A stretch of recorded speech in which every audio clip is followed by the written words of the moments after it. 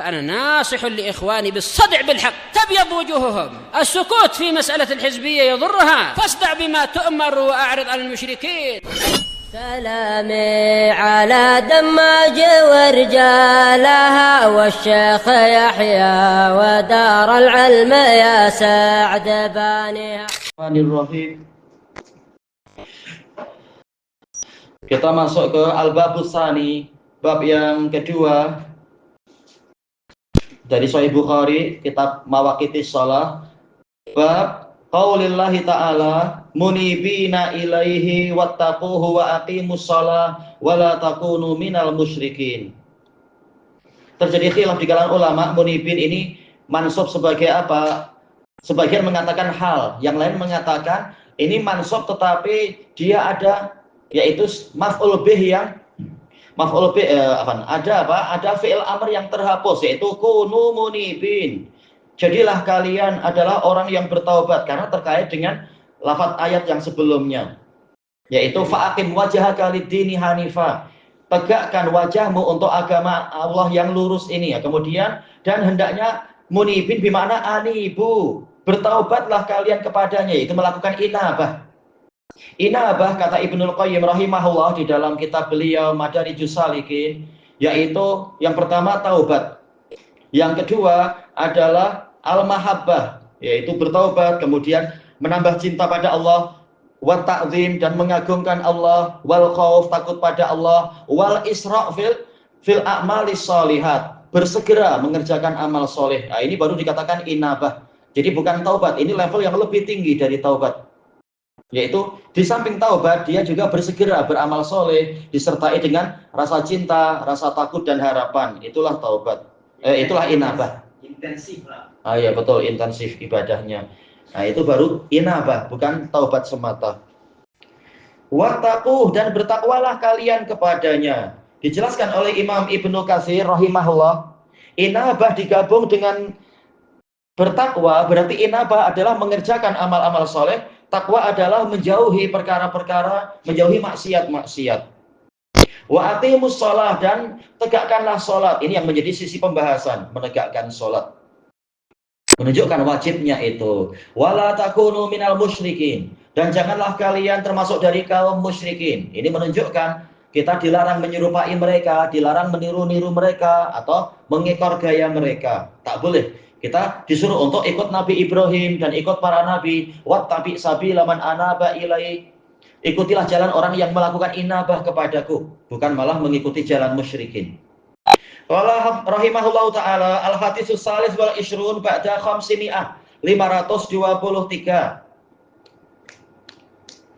Hadatsana Qutaibah bin Sa'id, beliau Abu Raja al-Baghlani al-Balkhi, yaitu dari Afghanistan. Al-Balkhi. Siqatun imam, rawi di dalam kutubus sittah. Ini apa? Itba' tabi'in. Dohirnya sih masih ada tabi'in ya, cuma levelnya di atasnya Bukhari.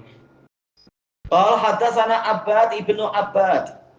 Abbad ibnu Abbad, beliau adalah Al-Basri, Abu Muawiyah Al-Basri, siqah min ruwatil kutubus sittah juga. Namanya Abbad ibnu Abbad. Iya ya, nama dia dan ayahnya sama. Macam Al-Ghazali, Muhammad bin Hamid Al-Ghazali. Ya, Abbad senior, Abbad junior. Iya betul. Ya, Abu Muawiyah Al-Basri. Abbad Tsani, Abbad awal. Itu. Biasanya Abbad Asghar dan Abbad Abbad Akbar biasanya kalau anak-anak dipanggilnya. Yang besar mana, yang kecil mana. Nah, kemudian an Abi Jamrah Nasr bin Imran Ad-Dubai Al-Basri. Siqah min ruwat kutubus sittah minat tabi'in, dari kalangan tabi'in. Penerjemah Ibnu Abbas. Ibnu Abbas ma'ruf. Abul Abbas Abdullah bin Abbas bin Abdul Muttalib. Tayyib. Al-Qurashi, Al-Makki summal Madani, wafat di Taif. Turjumanul Quran. Qal qadima wafdu Abdul Qais ala Rasulillah sallallahu alaihi wasallam. Ada perutusan Abdul Qais yang namanya wafat. Itu adalah utusan dari orang-orang yang terpilih, yaitu bukan sembarang orang, tapi orang-orang yang dipilih dari suatu kaum. Orang-orang pilihan untuk menjadi utusan. Ini wafat. Abdul Qais. Abdul Qais ini adalah nama kabilah di Bahrain. Masih ikut apa? Kabilah Robi'ah. Kabilah kecilnya Abdul Qais. Tiba kepada Rasulullah Shallallahu Alaihi Wasallam alal khilaf, ada yang mengatakan yaitu tahun 9, ada yang mengatakan sebelum itu. Tak masalah, ya? Iya, dari Bahrain, betul. Iya. Dan mereka ini, masjid mereka adalah masjid yang pertama kali ditegakkan sholat Jumat setelah Masjid Nabawi. Dan sanadnya sahih di dalam Sahih Bukhari. Menunjukkan, kata Al-Hafidz, Islam mereka sudah sangat lama. Walaupun belum jumpa Nabi. Mereka masuk Islam dan berjihad melawan orang-orang Mudhar, orang-orang Quraisy yang menghadang mereka di berbagai tempat. Jadi mereka sudah sering berjihad melawan Quraisy. Badawi ya, orang Badawi. Tak tahu, intinya mereka Bahrain. Entah bagaimana situasi di Bahrainnya, wallahu a'lam. Faqalu inna hadzal hayyu min Rabi'ah. Sesungguhnya kami adalah desa, yaitu penduduk desa dari Rabi'ah. Walasna nasilu ilaik. Kami tidak mampu sampai kepada Anda illa fi syahril haram, kecuali di bulan suci. Bulan di mana orang-orang memuliakan untuk tidak saling berperang, yaitu Dzulqa'dah, Dzulhijjah, Muharram, dan yang satu lagi adalah apa? Yaitu Rajab. Hanya di bulan-bulan itu mereka mampu untuk datang. Itu pun tak mampu setiap tahun, perjalanan jauh. Famurna bisyai', maka perintahkanlah kami dengan suatu perkara, na'khudhuhu ank, untuk kami mengambilnya dari Anda, wa nad'u ilaihi mawara'ana, dan orang yang di belakang kami ajak kepada perintah tadi. Kata Al-Hafidz, man wara'ana ini terbagi dua. Mungkin dari sisi waktu, dari sisi masa, yaitu anak kami, cucu kami, dan seterusnya, yaitu ajaran Nabi akan diwariskan turun-temurun di sana. Dan boleh jadi juga man wara'ana ini dari sisi tempat, yaitu sekarang kami di Madinah, yang di belakang kami yaitu di Bahrain, nanti kami ajari mereka. Dan kata Al-Hafidz, ini menunjukkan pentingnya dakwah. Dan tidak disyaratkan orangnya harus ulama besar atau orang mendapatkan tazkiyah. Nabi tak menyuruh sampai macam itu. Yang penting sudah tahu ilmu dengan dalil dan hujjah, boleh dia mengajarkan. Faqal amurukum bi arba'. Aku memerintahkan kalian untuk melakukan 4 perkara, wa anhakum an arba', dan aku melarang kalian dari 4 perkara. Kemudian al-imani billah, yaitu beriman kepada Allah.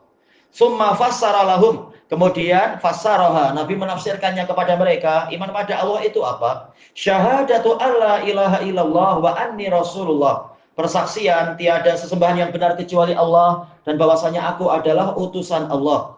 Yang namanya persaksian berarti mengandung apa itu? I'tiqadul qalb, keyakinan hati, dan juga ilmu, yaitu pengetahuan hati. Karena syarat sah syahada adalah ilmu. Seperti dalam firman Allah Ta'ala, illa man syahida bil haqqi wa hum ya'lamun, kecuali orang yang bersaksi dengan kebenaran dalam keadaan dia tahu. Dan ayat yang lain, wa ma syahidna illa bima alimna, kami tidak bersaksi kecuali dengan apa yang kami tahu. Jadi memang harus ada pengetahuan hati dan sekaligus keyakinan hati. Yang kedua adalah yang namanya syahada adalah al-i'tiraf bil lisan, pengakuan lisan.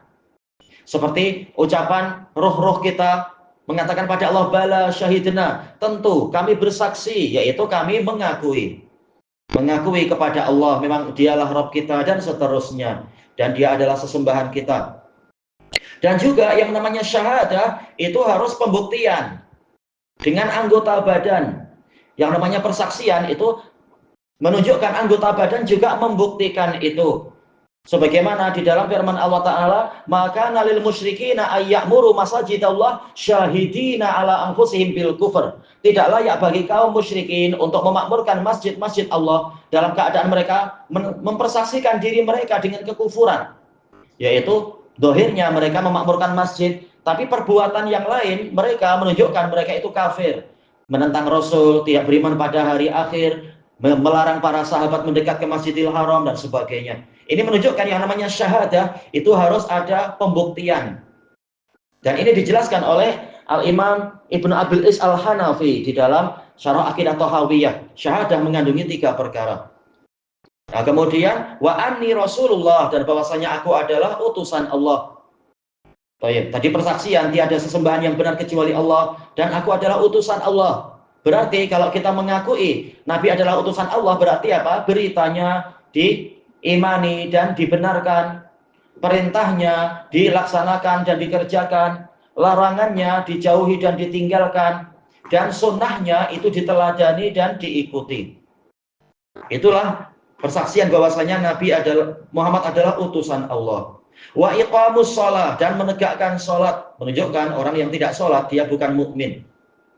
Wa ita'uz zakah, menunaikan zakat, menegakkan salat dijelaskan oleh Qatadah, yaitu memenuhi syarat-syaratnya, memenuhi rukun-rukunnya, menjalankan kewajiban-kewajibannya. Kalau mampu, alhamdulillah, melengkapi dengan penyempurnanya. Menunaikan zakat, lihat mana yang sudah mencapai haul, mencapai nisab, kemudian hala alaihil haul, sudah mencapai 1 tahun dan semacam itu, dan diberikan kepada orang-orang yang berhak mendapatkannya. Dengan itu terbentuk zakah, yaitu sesuai namanya az-zakah, yaitu at-thaharah wan nama, kesucian dan pertumbuhan, hartanya menjadi bersih dan menjadi berkembang. Wa antu atu ilayya khumusa ma ghanimtum, dan kalian menyerahkan kepadaku 1/5 dari ghanimah yang kalian dapatkan, karena mereka ahli jihad. Maka diingatkan 1/5-nya diserahkan ke Madinah untuk nanti Nabi mengurusinya untuk kemaslahatan muslimin. Nah, 4/5-nya dibagi di antara pasukan perangnya. Wa anha anid duba, aku melarang dari duba.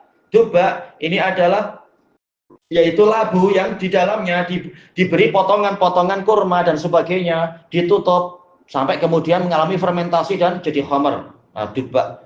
Kemudian al-hantam. Al-hantam ini adalah dari tembikar, dari apa itu ya, tanah liat yang dibentuk botol atau apa, dimasukkan ke dalamnya potongan-potongan kurma atau mungkin potongan-potongan anggur, disatukan nanti akan jadi khamar. Iya, diperam, betul. Kemudian al-muqayyar. Al-muqayyar ini adalah batang pohon kurma yang sudah tua, yang sudah tidak diperlukan. Batangnya dilubangi, kemudian dimasukkan ke dalamnya potongan-potongan kurma, anggur dan sebagainya, ditutup sampai dia panas mendidih, pohon kurmanya mati. Nah, kemudian ya khamarnya diminum. Nah, kemudian an-naqir. An-naqir hampir sama dengan al-muqayyar. Ada yang mengatakan nakir itulah yang pohon kurma yang dilubangi, sedangkan muqayyar itu yang apa itu? Alat untuk membuat sari buahnya, membuat jusnya itu ditutupi dengan tar. Ada yang mengatakan macam itu. Wallahu a'lam. Intinya alat-alat atau cara-cara untuk biar cepat bara bendanya itu mengalami fermentasi dan menjadi khamar.